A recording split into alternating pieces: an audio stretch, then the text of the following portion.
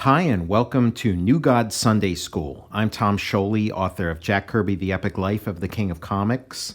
I am Stan, a graphic biography of the legendary Stan Lee. And Jack Kirby's Star Warriors, starring Adam Starr and the Solar Legion. There are pre-order links in the show notes below for all three of those books.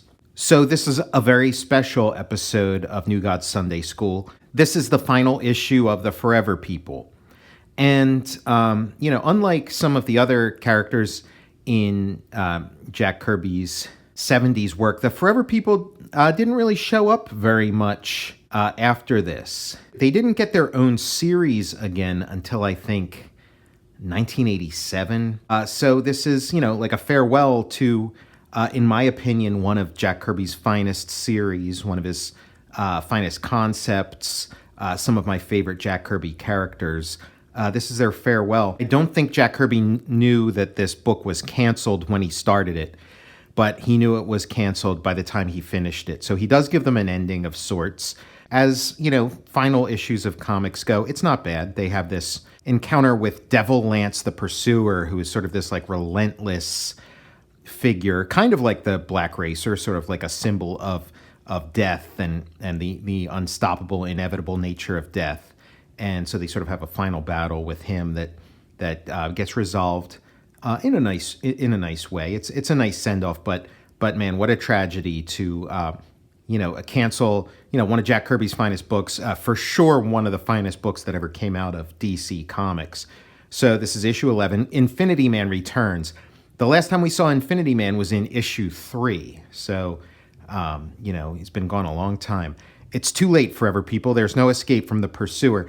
And Beautiful Dreamer is wearing her new costume, but unfortunately on the cover, it's colored like her old costume. So it's colored orange instead of magenta.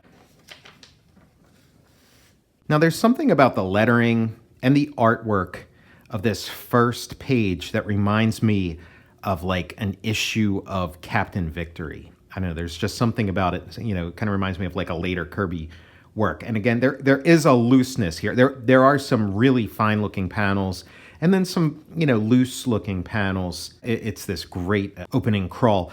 Of all the creatures that people the universe, none is so feared as the relentless personality who must fulfill what he was created for at all costs. Give such a being the power of a god, and you're confronted with a gravity of danger unimaginable on the human scale. From the viewpoint of his prey, there is none so fearsome. You shall learn why from the Forever People. High Father, save us. We've been discovered by the Pursuer.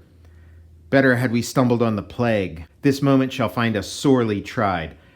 Produced by Jack Kirby, inked by Mike Royer, researched by Mark Evanier and Steve Sherman. And Mark Evanier has explained this attribution here. He said that he and Steve Sherman prepared materials for Jack Kirby for issues 9 and 10 of the Forever People, which featured the Dead Man, which basically meant they did a bunch of research on the Dead Man, proposed a plot. Mark said that Jack Kirby, probably used, a tiny bit of the plot that they came up with and just, made up the rest. And so in issue 9, they're credited with research. But in issue 10, Jack Kirby forgot to put in that credit. So he just threw it into 11, which Mark Evanier said that he and Steve Sherman had nothing to do with the contents of this issue. But to Jack, it was made no difference. If he forgot to put it in issue 10, put it in issue 11. This finale for the Forever People introduces a new character, Devil Lance the Pursuer, a product of what can be accomplished by the tracking principle when it's brought to its ultimate efficiency. Every trait of the professional bounty hunter, plus the crushing will of Darkseid himself, has been bred into this denizen of Apocalypse. He must pursue, trap, and destroy his prey or die. In the name of Darkseid, I claim you as prisoners. Don't try to escape. You will merely delay the inevitable. So in Jack Kirby's, his saga, his epic trilogy, he's got space bounty hunters. Sound familiar? An important element of Star Wars is here in the Forever People a few years earlier. And so Devil Lance, he's sort of this, devil, this sort of Satan figure. I feel like he could really be a classic adversary Like they haven't done too much with him since then, but I feel like it's just the color scheme of his outfit that's holding him back. It's kind of the same color scheme that they gave to Forager. There's probably a little too much white. I think sort of like a darker, or maybe incorporate more red into his design would give him a more imposing presence, because I think he is pretty awesome. Just like the color scheme's not quite doing it for me. And he is unstoppable. He really is. I made the comparisons to Star Wars, but another character he reminds me of is the Terminator. He just does not stop. He just keeps coming for the Forever People, and like nothing can stop him. Your doom is inevitable. It's just only a matter of time before he gets you. And beautiful double page spread. This is one of those all-out action issues. It also kind of reminds me of that Battlestar Galactica episode where they keep warping, and every time they warp, the Cylons warp after them. It's kind of like that. So Big Bear is going to wrestle with this heavyweight, with Darkseid's bounty hunter. Big Bear, the heavy hitter of their group, is no match for him. Then Viking tries, "Hunting dog of apocalypse when I get my hands on, ow, stay back." The police show up, kind of like the Terminator, and "You and your weirdo boarders have done it again, Trixie Magruder. It's another first in house brawls. Well, I never." So we have a little bit of continuity, this being the third issue that Trixie Magruder shows up in, the Forever People's landlady. Devil Lance presses a stud on his deadly weapon, and a strange sound fills the room. And so, he flies away. It's these apocalypse weapons, like Barda's Mega Rod, are sort of, all-purpose things. So he flies away. They're firing away at him. And the Forever People are gone. They've teleported to this underground mine, and the darkness of the setting and the deepening shadows that Kirby draws, very, very appropriate for this sense of doom that we have. "Well, we've put lots of distance between us and Devil Lance. This mine shaft should provide adequate cover. Wishful thinking, Viking. Devil Lance will find us soon enough, but they'll give us time to get ready for him. Big Bear is right. Let's look around this place." When I was working on superpowers, I had some plans to use Devil Lance. He just sort of stood out to me as like a character with a lot of potential that was not, that hasn't been taken advantage of. I really like this panel of these two. Again, it's deep shadow in this mine, and so the deep shadow drawn on their face, and it looks really interesting on Beautiful Dreamer. It gives her like this. It looks very goth. But distance, stretched to an incredible degree, holds yet another player in this deadly game. Infinity Man, no exit, no way out. And so this is my favorite portion of this story. This is, we have this like moment by moment, high stakes pursuit, but then we cut away to all this like cosmic stuff. And so last time, flung by Darkseid's power into a corner of the universe where time, space, and matter change and merge, Infinity Man rides the currents of despair. For a being such as myself, no more cunning prison was ever devised. A universe to roam and explore, but never to leave because of the barrier. And so he's trapped in this other realm that Darkseid sent him to when he banished Infinity Man back in issue 3. And it might remind you of the sort of Rick Jones, Captain Marvel dynamic of Captain Marvel being in sort of this like in the negative zone, and him sort of switching places with Rick Jones. It was here first. Starlin is a big Jack Kirby fan, and did his homework, knows his Jack Kirby, and incorporated elements of what Kirby did in his work. And so there's this barrier that Infinity Man keeps trying to break through so he can rejoin the Forever People, so he can, do the switcheroo with them. But, Darkseid's put up this barrier that keeps him banished. And so he keeps throwing himself at this barrier, and whenever he can't take anymore, he flies back down to this planet. "Once again, I must return to mend. Somehow the mere sight of this world fills me with new hope." So there's a planet there, just like in Jack Kirby's Negative Zone, how there was that planet which is alternately, referred to as different things, sometimes referred to as Earth, but the intent by Kirby was that it was a planet within subspace. And so he has a planet here. Infinity Man lands and rests in the serene shadows of one of Adon's peaceful glades. The world is not New Genesis, but it rivals it in beauty. And so, I mean, I really like these panels. This is a very beautiful alien world. When I'm stronger, I shall try to escape again. There must be a way out.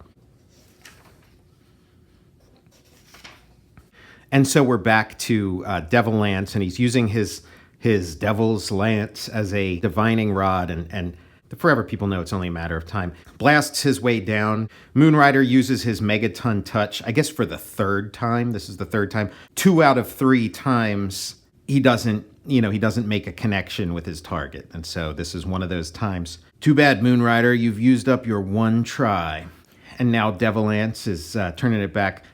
This is a nice page, but it feels a little bit loose, and I'm thinking maybe this is like the page where Kirby got word that the series has been canceled and kind of took a little something out of his step. And so then, but what we find out is that Mark Moonrider deliberately missed with the Megaton touch. He was aiming it at the ground to turn it into molten lava. Devil Lance didn't see that it was lava because Beautiful Dreamer had cast an illusion to make it look like it was just the normal ground. Let's move quickly. Friends, Mother Box is already charting a new destination. Ping, ping.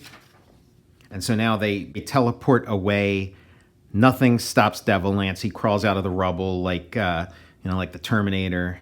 The Forever People have run out of places to hide. Their next encounter with Devil Lance shall be their last. And so this showdown is going to go down on a remote island, maybe not Easter Island, but with sort of somewhat similar stone heads in it, a motif that Kirby returns to again and again, which I talked about in the first Thursday Comics video about Jack Kirby's connection to the sort of the Easter Island heads. Devil Lance makes his way to the island, but Mother Box snatches his lance away, whips it around in like a tornado, and then Moonrider gets the jump on him, gets in a good punch. Then Big Bear comes in, but then Big Bear gets caught in the vortex of Devil Lance's Devil Lance. Now he's at the mercy of Devil Lance, but Seraphim has one of his cosmic cartridges from his hat band at the ready. It turns Devil Lance, it freezes Devil Lance. A surge of heavy gravity energy leaps from the cartridge and envelops Devil Lance. His weight increases tenfold and he topples forward. So Devil Lance, I really love this panel. I love this sense of weight that's in it. And then look at how he sinks right into the ground. And now they're getting ready for their next move. What do? Well, we can't kill Devil Lance. Our creed is nonviolence. Then we've got to be at our wisest. If only we had the infinite wisdom of the source, the answer would surely come. We may have to rely on the source. Mother Box is contending with the circuits of Devil Lance. The answer must be there. Mark, I think I hear footsteps. It could be a forest animal or Devil Lance. And now we cut back to Infinity Man, and look at this cool, sort of manta ray, butterfly kind of creature flying overhead. Just, really great sequence. And the weakness is gone. He rises up. He's rested on this paradise world, this Eden called Adon. And he hears the call of the Forever People. He flies up. It's time for the final showdown. And Mother Box rises. Is she calling for the contact ritual? Yes, she strongly senses a contact with Infinity Man. So their link to Infinity Man is reestablished. They hold on. Infinity Man is at the barrier doing his, cosmic effort. Say the word, say it, and send it across the vast infinite. And the word comes, Teru. And then this cloud of smoke, and he shows up like the Golden Age vision that Simon and Kirby worked on, always appearing in smoke. And now Devil Lance has met his match. I mean, he's up against the cosmic power of Infinity Man. This is, this is where it becomes like Power Rangers or something. They all combine into this super guy who's going to do the final battle with the villain of the week. And Devil Lance's lance, wraps itself around Infinity Man. Infinity Man sends a strong counter force. He grabs onto it. Now they're wrestling with it, and big explosion. And look who's been watching this the whole time on their view screens. Through instruments from afar, 2 witnesses observe the tragedy. Thus, blind destiny writes an ending well beyond the wisdom of Darkseid himself. It was Devilance's weapon. The thing couldn't be taken by an enemy. And its power took all with it. Infinity Man, Devil Lance, and the Forever People, now in a place where they may stay forever. With the Infinity Man gone, they can never return. In the end, Great Darkseid, destiny speaks for us all. So presumably Infinity Man is dead with Devil Lance in that cosmic explosion, and the Forever People are now stranded in this other, dimension where they've switched places with Infinity Man on the fair world beyond the barrier, where Infinity Man once found replenishment for continued battle. The Forever People find peace. Mother Box has given us the situation. This world may be our home for eternity. Eternity here beckons with endless wonders. Let's go forward and find them all. It's the will of destiny. A moment stirs, a moment lives, a moment passes on. The young Forever People, for this moment, turn their backs to Earth and face their future on this new world. Will they return someday? Destiny will answer this question too. So, the Forever People get sort of, a walking into the sunset kind of ending. As close as like a happily ever after as you can get in serialized superhero comics. They've got a world of adventure to explore. They're resigned to the fact that they can't get back to Earth, so they may as well, build their new life here. They're sort of lined up like the Wizard of Oz or something. They're off to see the wizard, and so you can envision them having like an endless series of adventures on this world. And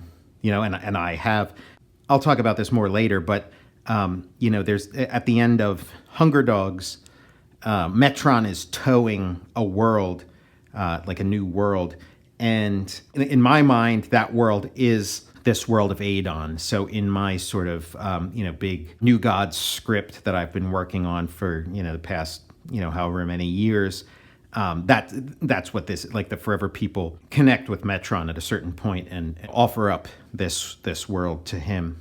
And while some leave one world for another, let's not forget the excitement of new entries. Follow the trail of The Demon, issue for issue, the greatest new comic magazine for the money. Look for it, buy it, read it. The Forever People die so that the Demon can live. The things that Kirby was told when he came over to DC gave him the impression that, he'd create something like the Forever People and, possibly hand it over to others to write, most likely Mark Evanier or Steve Sherman, and others to draw, create something, like the Demon that he could maybe do the first issue or two, and then somebody else can come in. But that never happened. DC wanted Jack Kirby, writing and drawing all of his books. They didn't want any other writer, and they certainly didn't want any other artist. So Kirby could only do he could do a lot of, pages in a month, but he could only do so many books. So to make room for the Demon, they had to get rid of a book, and this is the book, unfortunately.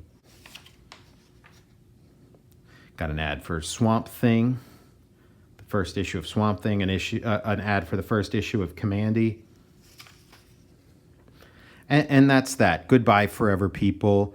We'll miss you. I never read any issues of the 1987 one. I really, I want to know what Kirby does with this stuff. But, maybe I should amend that. Maybe I should check it out and do some read-throughs here.